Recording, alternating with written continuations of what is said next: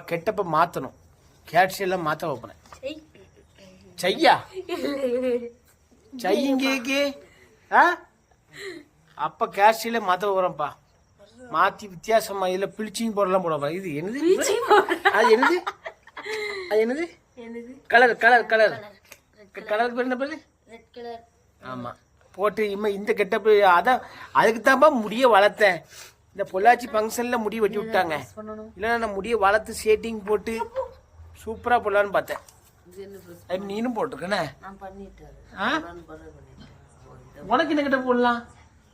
உனக்கு ஃபுல்லாக வெள்ளை முடி ஆகிக்கிறோமா? வெள்ளைக்காரி போல.